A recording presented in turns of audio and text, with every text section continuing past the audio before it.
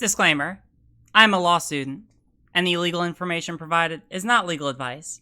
For that, please hire an attorney.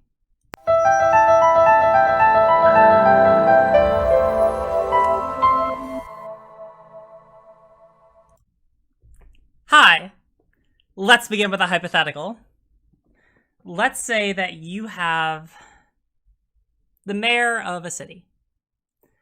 And let's say that this mayor gets some reports of a rat problem. Let's say that, in fact, what's really happening is that a lot of people are starting to report to the office, hey, mayor, there seems to be a rat problem that's happening in the city. Like, sure, it's a city. There have been rats for as long as you can remember, but now it's starting to get to be where it's sort of a problem. They're invading people's homes. They're out in the street. Like, it's an issue for the average life of the daily person, right? We need to do something about it. But let's say that for whatever reason, the mayor does not take this to be too seriously. For example, let's say that the mayor perceives this to be a political attack. Let's say that the mayor thinks, oh, well, people are saying that there's a rat problem. Well, if there's a rat problem, that could decrease my popularity because I'm not dealing with the rats, because rats are in the city that I'm running. And this could be somehow construed as an attack against me in the upcoming elections. So he downplays the severity of it. And in fact, what he does is, because he downplays the severity of it, because he doesn't really see it as an issue, instead of hiring, let's say a company of people, a company of exterminators to deal with this rat problem, let's say that he hires one person, one exterminator, just one. All right? And let's say that this rat exterminator, go with me on this, is paid per rat that he kills, right? Or per rat that he reports is killed. All right? So there's an incentive for the person killing rats to report as many as he can, or at least higher than he normally does. Let's say that this exterminator goes out and in one city block ends up killing a total of 100 rats. All right? And let's say that because there is this financial incentive, or for whatever reason, maybe this exterminator just made a fluke. But let's say that this exterminator instead reported, instead of killing just 100 rats, that they killed 200. All right? So he killed 100, but he's saying that he reportedly killed 200 for whatever reason, possibly one of them being profit. The problem is that when he reports this number, whereas he only killed 100 rats and reported 200, there are still a total of 10,000 more rats at minimum left in the city. Question. Because the exterminator reported a higher number of rats that he killed than the total that he killed, does that mean that that number that he reported was overinflated? And if it was, does it really matter for determining whether or not there is a rat problem in the city?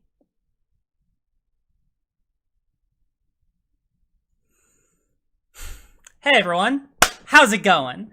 It's been a moment. I don't know. I'm gonna be totally straight with you. It's been an emotionally burdensome week. But hey, it's all good. I got sun poisoning for a couple days. That was fun.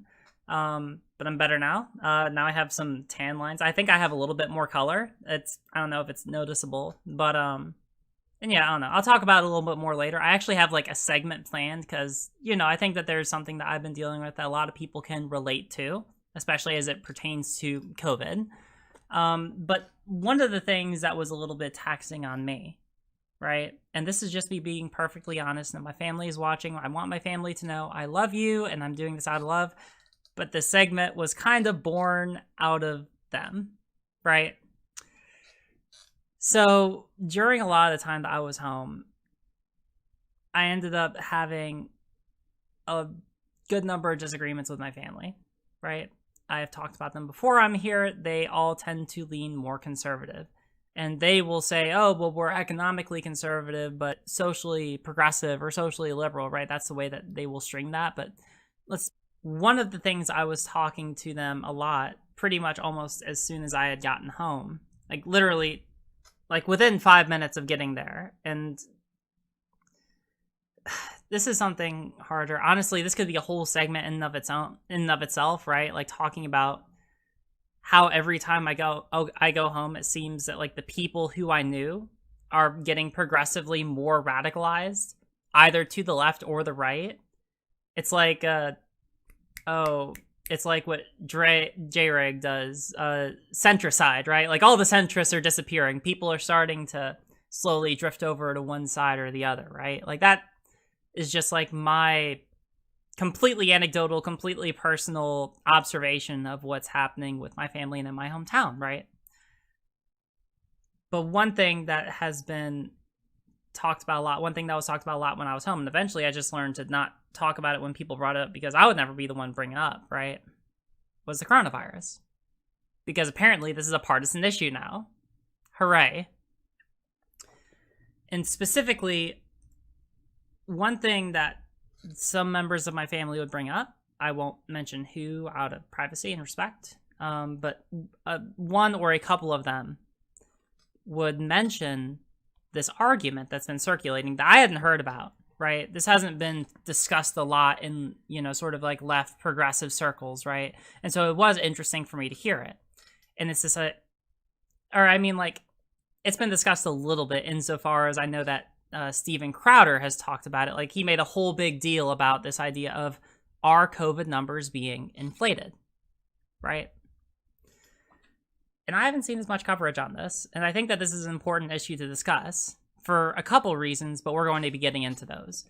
And where I want to start is this tweet that I put out, and this was basically the first time that I mentioned it.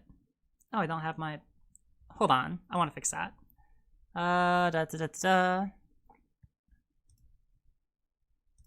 YouTube overlays.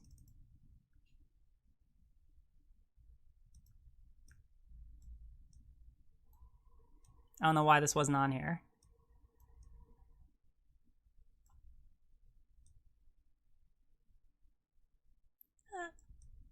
Almost. Come on. This is being so frustrating. Good enough. There we go. Okay. So, this is what I put out, right? Basically, when I was going home, I was dealing with some crap, and I put out previously that I had made sort of like a vow of silence, or that I was going to be going off of social for a little bit, right? But like, I had to put this out because like, basically within the first 5 minutes, or I'll just read this. I'm breaking my short vow of silence. Within 5 minutes of being home, my family started talking about how COVID cases are being inflated, and they're citing this video as an example. Link to here.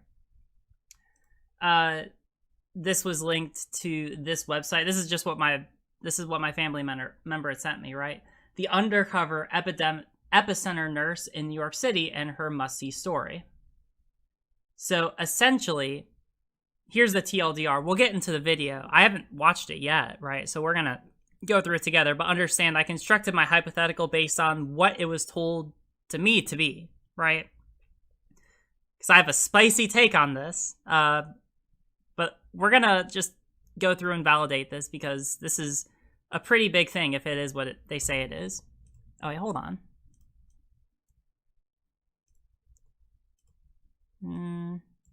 There we go.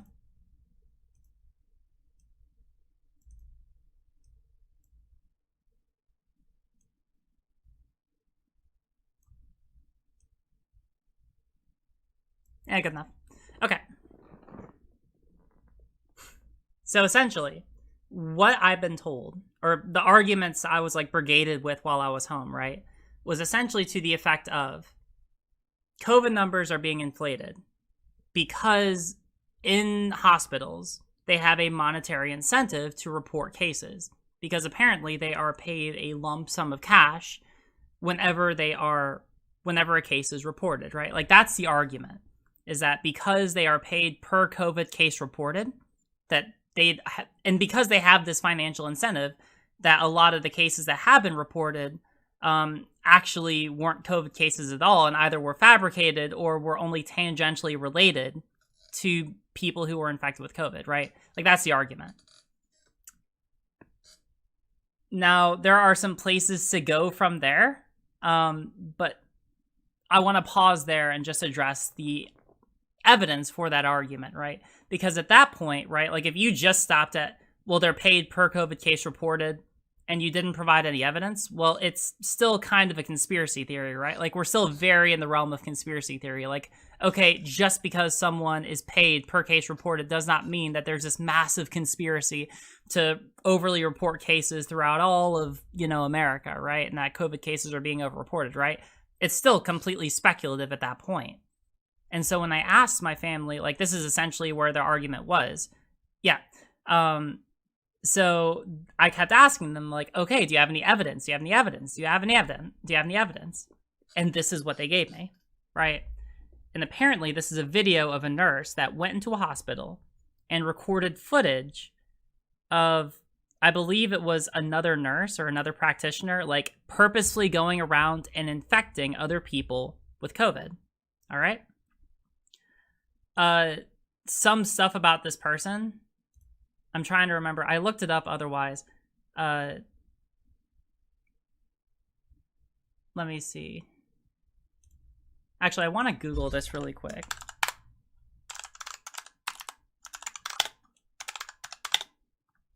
Undercover nurse Erin.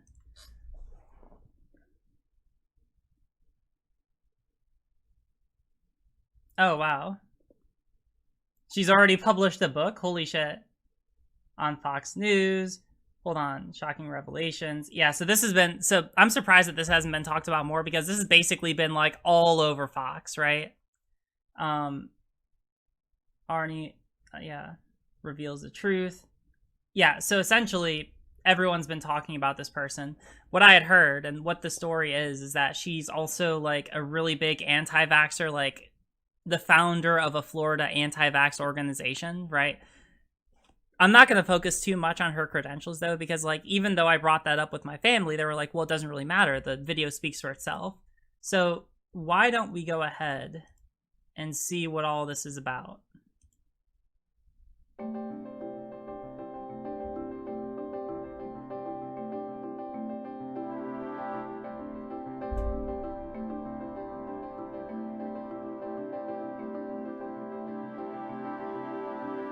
Okay.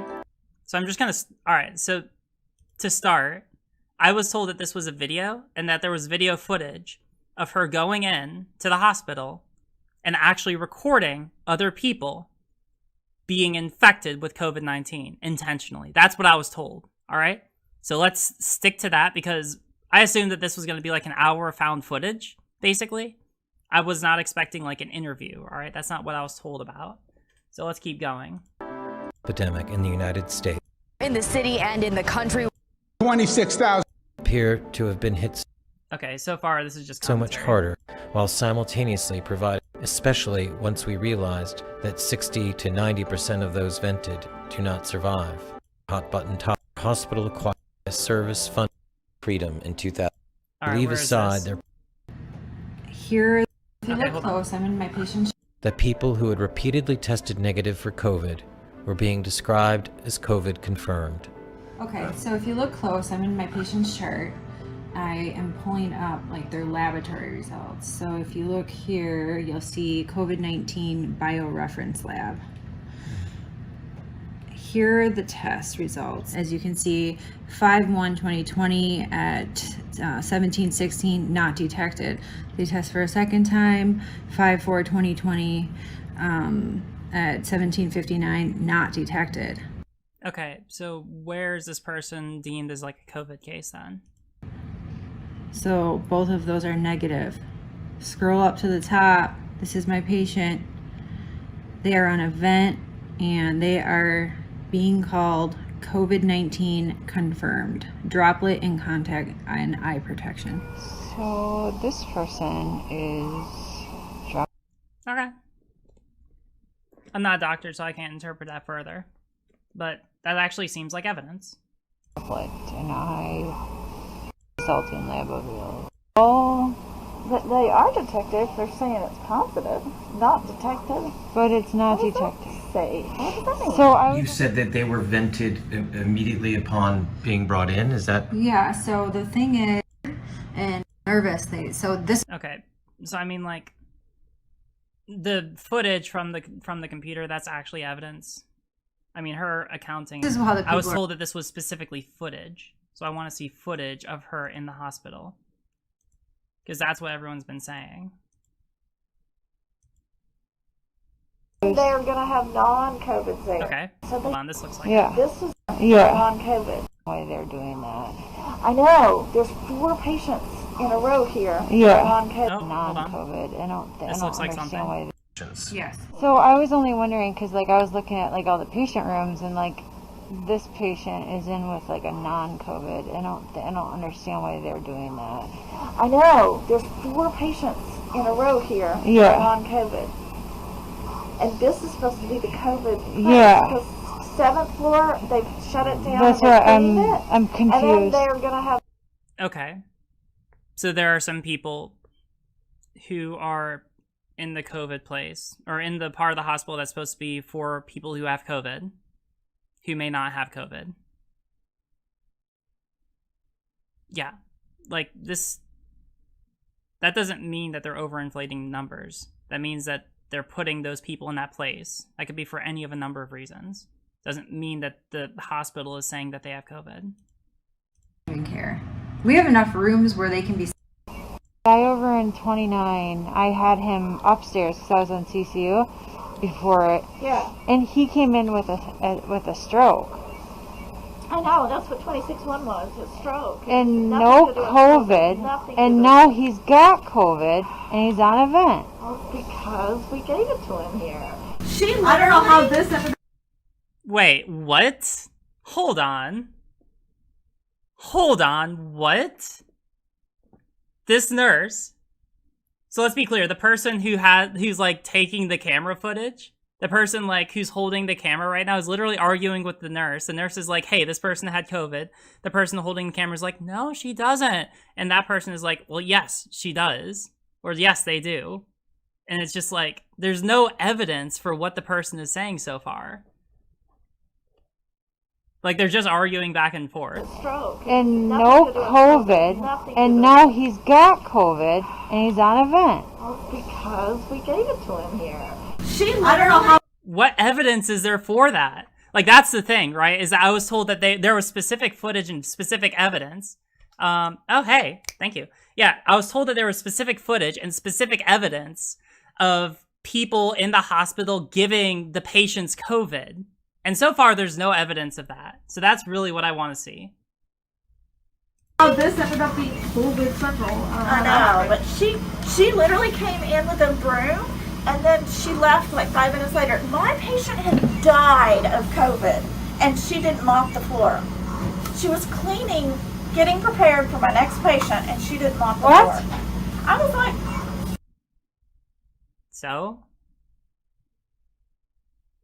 So what?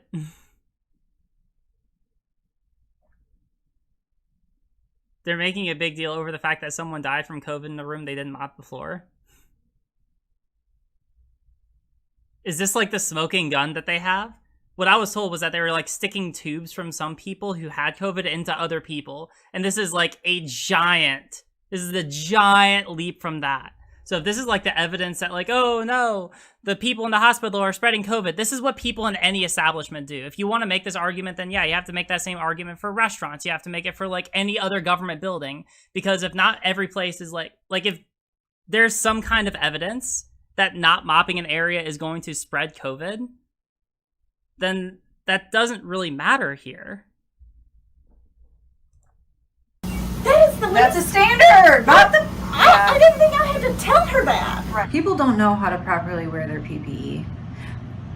Let's go back to Ebola. Like when Ebola was here, people took that very seriously. You have a nurse in the room in all the head to toe PPE. This is Ebola. This is I'm going to compare it.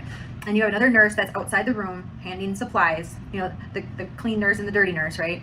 Going, and when they're taking their outfit off, one nurse is unzipping the back so she can take it out, walking out. They're not doing that. Okay, where's the footage? Top or pants are. All right, so she's saying that there's apparently some nurses who don't know entirely what to do.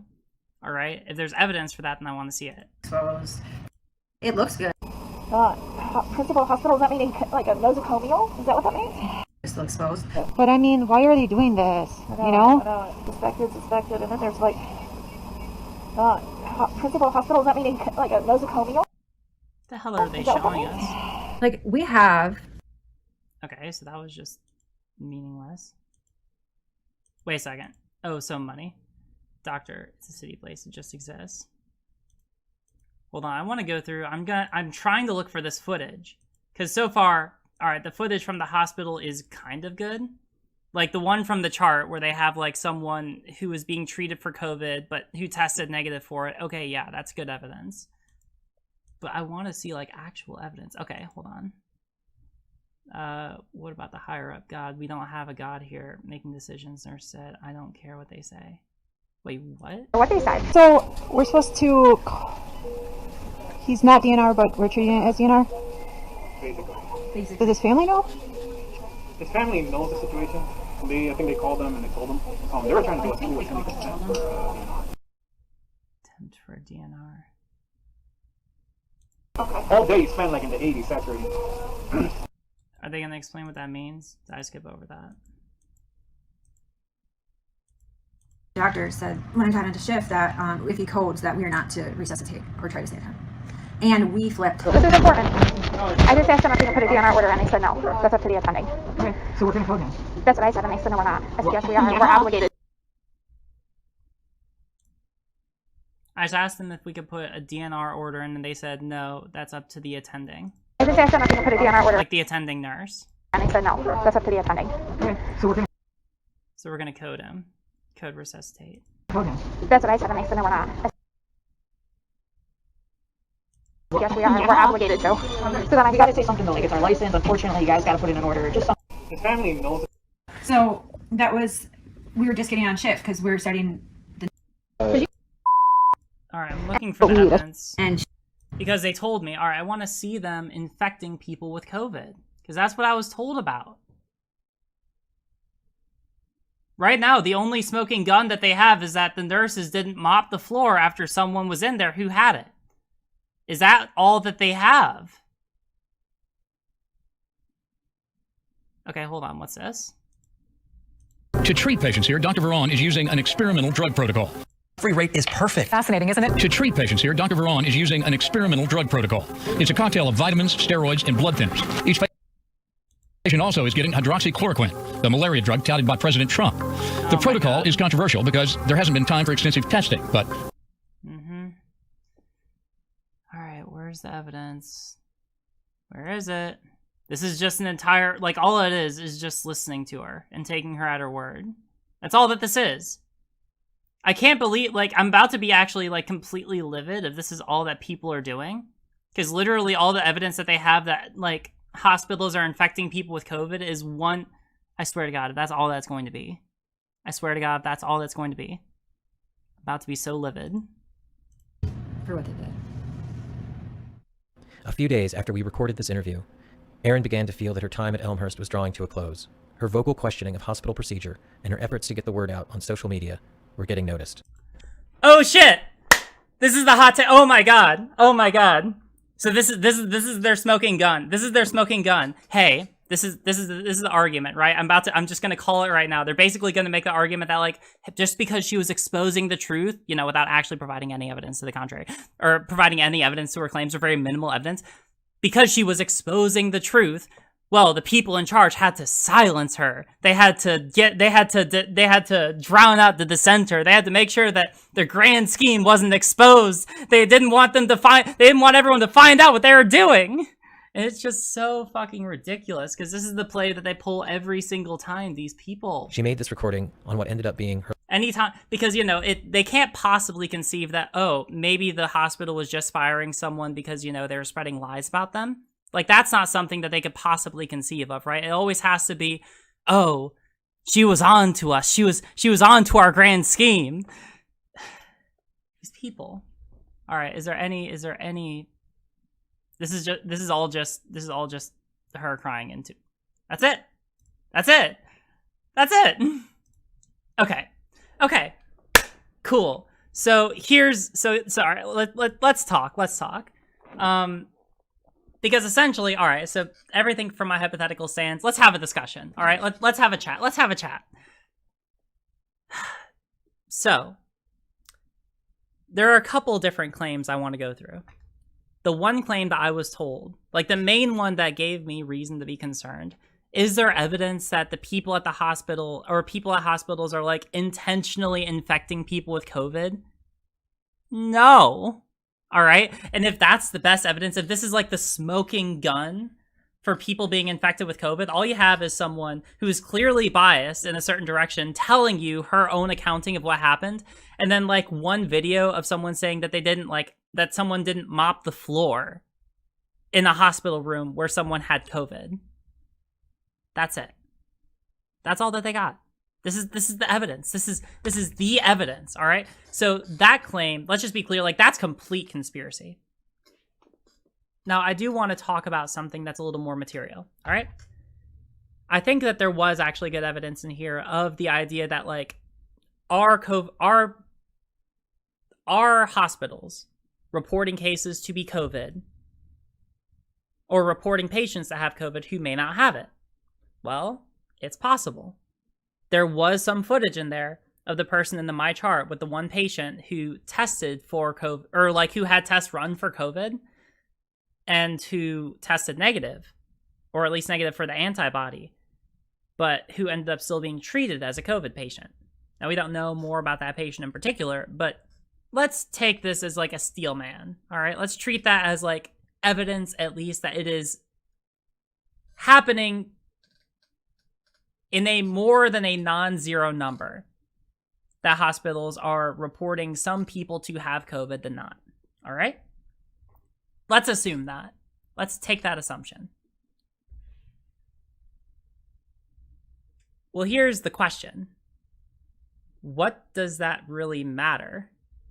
Right? Here's the problem when I was talking with my family. And now some of you might look at me and be like, well, Riley, doesn't that matter a whole lot? And I'm like, yes, it does matter if people are being dishonest or honest about like reporting numbers and all that, and it does. But let me explain my point. I want to know why people are bringing this argument up. All right? Because the thing is, whenever people are bringing this argument up, especially when I've been home, it always kind of begs the question, right? It always kind of begs the question of like, why do people care if hospitals are reporting some people that have COVID who don't? Why does it matter? And the reason that it seems to matter is because people want to know whether or not COVID is a threat at all. Whenever I would talk to my family, and they would bring this up, is because they would usually bring it up in the vein to the effect of, because COVID cases are being overreported, it must not be that much of a threat. That's the idea. When they bring it up, that's sort of the question that they're begging, is why does it matter? Well, it matters because if they're being overreported, that means that there must not be that many COVID cases, or if there certainly are less cases than are being reported currently, right? That's the main, that's really the meat and potatoes of it. And that's sort of the thing I want to address, because that's the real danger. Personally, do I care whether or not this person who was a COVID case, who tested negative for COVID, was actually reported to have COVID? Not really. Not in the grand scheme of things. Because the thing that I care about is whether or not our country, on the aggregate, is actually adequately dealing with the crisis, right? That's what I care about, all right? And this could have happened for a number of reasons. Maybe it was driven by monetary incentive. Sure, it's possible. Maybe it was also just a fluke in the system.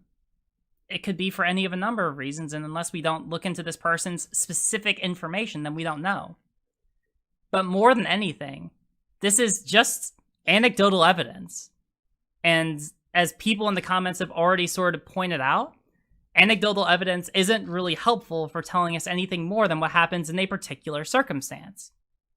What we do know on the aggregate, and this is something that I talked about, like, let's be clear, I'm not going to go through all of the same information again, because I talked about it a couple weeks ago. If you want to watch that information, I advise you to go watch it. We are literally testing less than any other major country, and even given that, we are still, like, cutting testing right now, all right? So, like, we're not testing nearly as much as we need to right now. And so if we take this back to the hypothetical at the beginning of the discussion, right? Like, that's really what I sort of want to get at, right? If we take it back to the hypothetical at the beginning, if you have a hospital that has, like, a certain number of cases, right? Let's say 100. And then they actually end up, for whatever reason, reporting a number higher than the 100. Let's say 200. That still does not change the fact that because you are only having, like, so many tests per hospital, or so many tests, period, compared to what we actually need, there are still a massive, massive number of unreported cases, and therefore unreported deaths. Something I actually saw earlier that I thought was really interesting. Let's see. I remember I retweeted it recently. It was something about the new number of COVID case deaths. If I can't find it, I'm going to go on.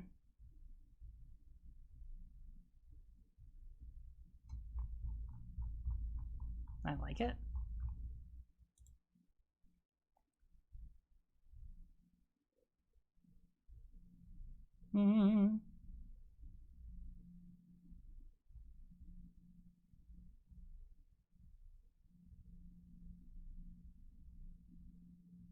See, I was busy today, so I didn't have time to do it before this. I apologize. I'm a bad streamer. Then, let's see. Look it up on your own time. At this point, we have more COVID cases now. Like, within the past couple, like, the past 24 hours, we have more reported COVID cases than, like, anywhere else in the world. And we already knew that, right? Like, in the video I did last week, it's already been reported. Like, this isn't news to anyone. But, like, I just want people to understand the gravity of this, right? Despite the fact that we have less cases or less testing than, like, any other country, we have more reported cases, right? That number is kind of terrifying because, like, it means that for however many reported cases we have, there are still more out there. And still more deaths.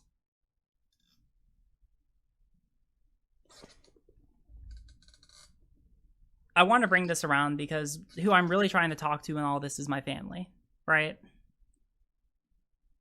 Are there some things that are being done wrong in hospitals? Maybe, perhaps. They're run by people, you know? I don't want to take away the validity because I understand that you look at this and you see it and you're like, aha, well, at least happens some of the time that people are being reported as COVID who don't have it. Sure, maybe that happens some of the time. But if you want to say that this is some grand conspiracy, well then now you're starting to enter into this realm of, like, pure speculation. Because if that's going to happen, then yeah, there's going to definitely be a lot more people who are talking about this instead of just, like, one random ass conspiracy theorist who doesn't believe in, like, or who's an anti-vaxxer and who runs an anti-vaxxer organization in Florida, right? Like, you need more than that. And if we're going to talk about this, the thing that I want to make sure that happens is that we don't get to the point where we start talking about using this as evidence to say that COVID is not as big an issue as people want to make it out to be, right? There's been a lot of discussion on this. And where the academic consensus is currently at is that not only are COVID numbers not being overreported, but in fact that they're probably being underreported more than anything. If we have policy that's not being implemented properly in the healthcare system, then that's something that we got to talk about, right? That's something that we have to discuss. That's something that we do have to deal with. But I want to make sure that we do not use this as an excuse to try and say that COVID is not an issue at all.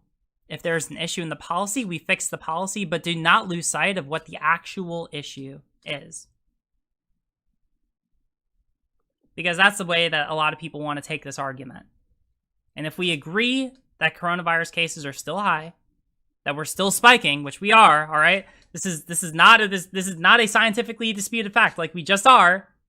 You can just Google it, all right? Like, this is not hard. Like, if we agree on that, and from that point we can say that hospitals need to do better, then sure, okay. But just make sure that we don't lose that initial point. That's all.